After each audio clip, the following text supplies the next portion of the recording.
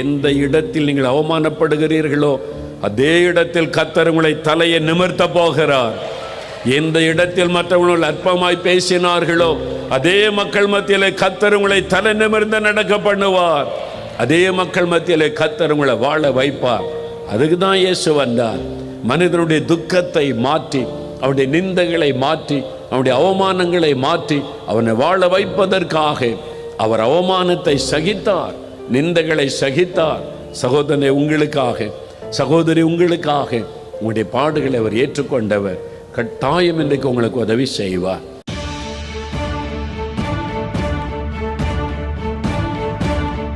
மனிதனுடைய பாவத்திலிருந்து விடுதலை பெற ஒரே ஒரு வழி இயேசு கிறிஸ்துவின் ரத்தம் சிந்துதல் இல்லாமல் பாவ மன்னிப்பு உண்டாகாது என்று வேத வசனம் சொல்லுகிறது.